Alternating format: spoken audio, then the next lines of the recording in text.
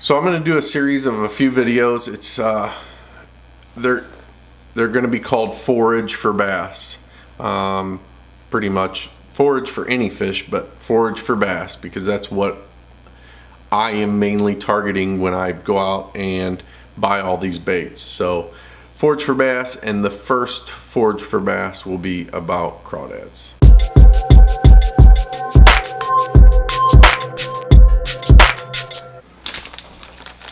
Okay, so all of us do the same thing. We go out, we buy all these plastic baits like this, and they're bottom bouncers, and the one thing we're trying to imitate are crawfish, of course. I mean, most of them look just like crawfish. The best thing to do is to understand what a crawfish is and what it does and where it lives. So crawfish, crawdads, crayfish, freshwater lobsters, mud bugs, whatever you want to call them. I think in the north they're called crayfish. Where I live, they're called crawdads. Down south they're called crawfish. So whatever you call them, it doesn't matter. They're all the same thing. There's different variations, different species, but they're all pretty much the same thing. So what are they? Crawfish are crustaceans. They're just like freshwater lobster kinda, and they are related to lobster. So that's why they're very similar.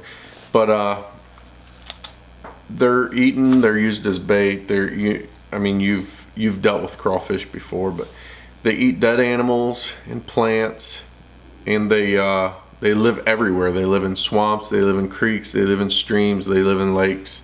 You can pretty much find a crawfish or a crawdad anywhere. So around 50 degrees, crawdads will emerge from the rocks in the burrows and start looking for mates. Many people believe that they are hibernating, but they're really not. This is a myth, and they are actually just inactive, and they are trying to protect themselves from the elements, basically.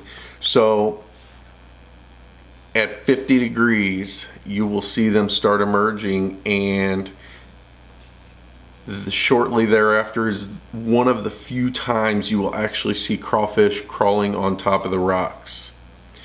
The rocks will have the most exposed crawdads in the lake, or in the fishery where you're at, which means more feeding bass. Now 50 degrees plus clean rocks is the perfect recipe. Now that could be from 2 feet deep all the way to 30 feet deep. It's just, that's what they're looking for, is the temperature to be right and the right place to hide and hatch their eggs. And bass will clean their nests out. Well, crawfish can't do that, so they look for the currents and the waves to wash the rocks off, so they can burrow in and get into little caves and hatch their eggs. So that could be 2 foot in a cove or 30 foot in the middle of the lake on a little hump that's rocks. It doesn't matter. Some species can spawn in mud, but they will not if there's rocks nearby. They prefer the rocks. Like I said, this is one of the few times they'll be crawling on top of the rocks. Now, bass will locate these crawfish or crawdads because they're making a clicking sound when they're walking on top of the rocks, and what they're doing is they're trying to attract a female, and they'll make a tapping and a clicking noise, but that also attracts the bass, not only the female crawfish. So this is the best, in my opinion. This is the best time to, bass are just going to be eating the crap out of these things. They're exposed, they're calling them. That's when it's going to happen. So what happens after they mate? Crawdads, after they mate, the females will go into caves and burrows and with the fertilized eggs and hatch the babies. So they will be hidden. The males will quickly molt and hide. Their calcified sexual organs will fall off, which sounds painful, but I guess it's better than a praying mantis getting its head eaten off by the female. So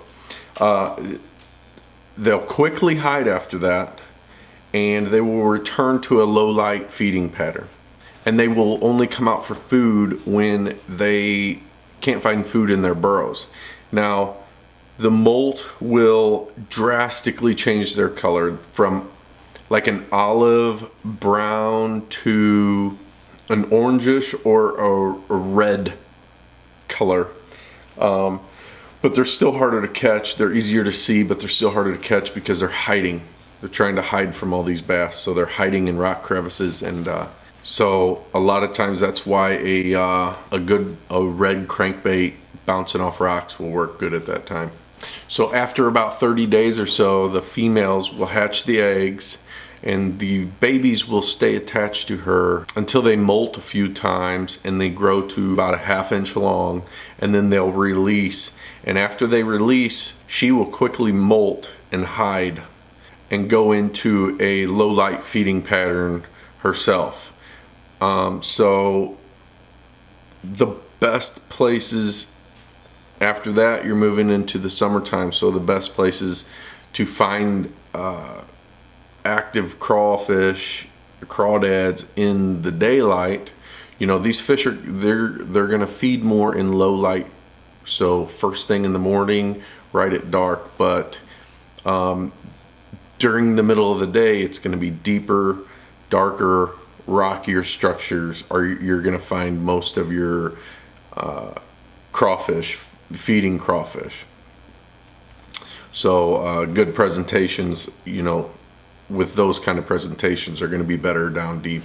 So they'll be in their summer pattern, and then there is a large, and some people say it's more intense, breeding in the fall also. So you're going to want to return to those same areas in the fall before the water cools too fast, so you can catch the action again before the fall, before the winter.